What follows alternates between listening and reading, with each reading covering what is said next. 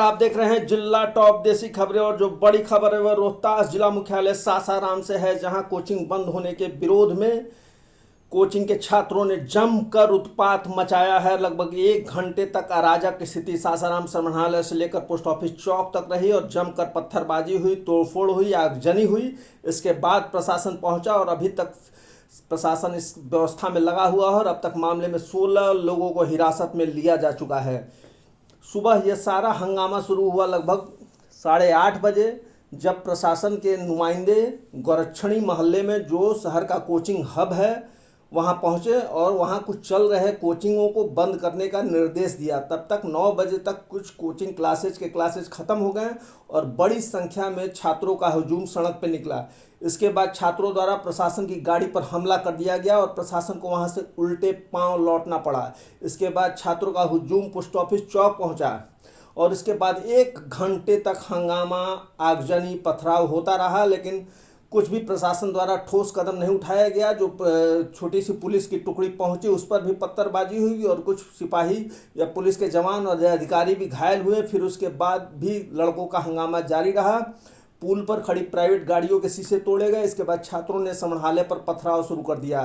चारदीवारी के ग्रिल उखाड़ दिए गए, पूर्व दिशा में स्थित खिड़कियों के शीशे तोड़ दिए गए।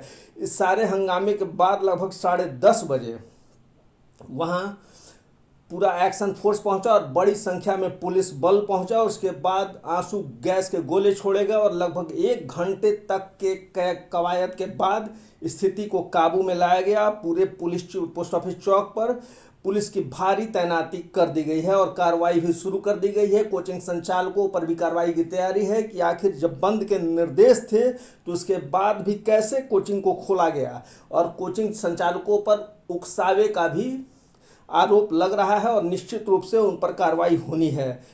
छात्रों द्वारा किए गए पथराव में पुलिसकर्मी, आम लोगों और मीडिया कर्मियों को भी चोट आई है।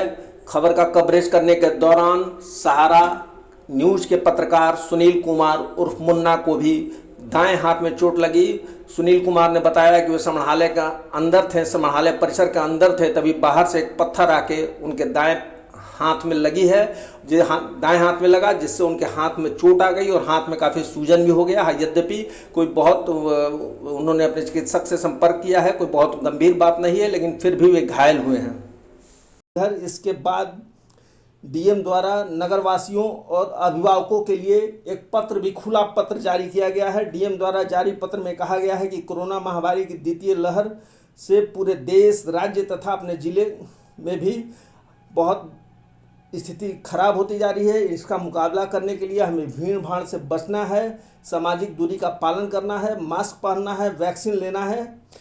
और इस क्रम में राज्य सरकार के आदेश से बिहार के सभी स्कूल, कॉलेज, कोचिंग संस्थान को 11 अप्रैल तक बंद किया गया था। उक्त आदेश के अनुपालन के लिए आज अधिकारियों द्वारा गोरक्षणी स्थित कोचिंग संस्थानों के संचालकों को कोचिंग कक्षाएं बंद करने का निर्देश दिया गया। तो कतिपय कोचिंग संचालकों ने न केवल इसका विरोध करते हुए बंद कराने गए अधिकारियों से बदसलूकी की, बल्कि उपस्थित छात्रों को उकसाकर सुनियोजित एवं कुत्सित मंशा से न केवल गोरक्षणी इलाके बल्कि जिला समाहरणालय पर छात्रों के भीड़ भाड़ ने हमला किया।